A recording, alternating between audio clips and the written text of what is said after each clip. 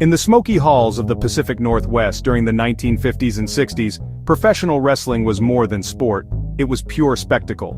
Fans packed into armories and ice arenas, where every match was a battle of heroes and villains, hometown pride and international intrigue. Tonight, we dive into a forgotten chapter of wrestling history, the St. Helens six-man battle royal, and the first ever women's battle royal at the ice arena.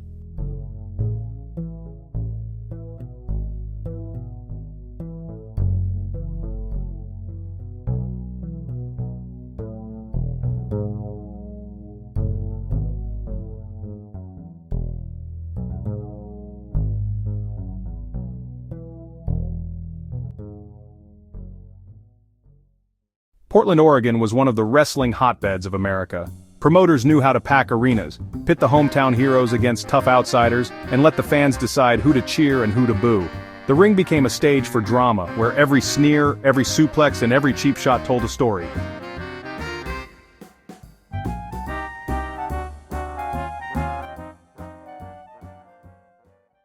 In St. Helens, at the National Guard Armory, 6 wrestlers from across the world stepped into the ring for one of the toughest match formats of its time, the 6-man Battle Royal.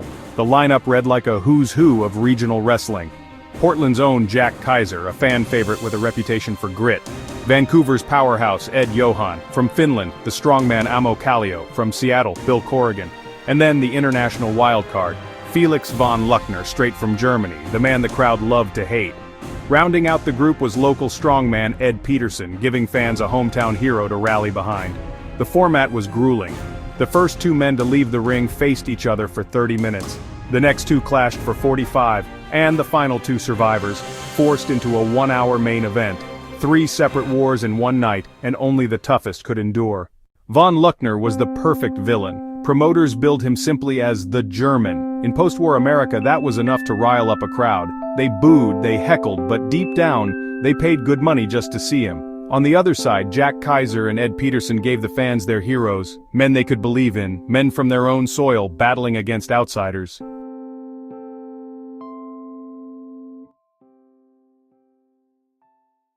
But the St. Helens card was just the beginning. At the ice arena, wrestling took on an even bigger stage. The posters promised a wild night. Bad Boy Hines versus the Great Humphrey, a 2 out of 3 falls, 1-hour showdown. On the undercard, Von Luckner once again took center stage, teaming with or battling against the Turk and Yoga Hasana, bringing international heat to the ring. And then, something truly groundbreaking. In bold letters, it was advertised as the first time ever, a 5-girl battle royal. Women's wrestling, long dismissed as sideshow entertainment, was finally breaking through in Portland. That night, 5 women entered the ring to prove they belonged in the same spotlight as the men. These weren't just wrestling matches, they were cultural events, a chance for small towns and big cities alike to witness drama unfold in the squared circle. The villains, the heroes, the women breaking barriers, they all wrote chapters in Portland's forgotten wrestling history. Without TV cameras rolling or major networks broadcasting, these matches lived on only in memory, newspaper clippings, and the voices of fans who were there. Today they remind us of a time when wrestling was raw, unpredictable, and unforgettable. This was Portland wrestling in its prime.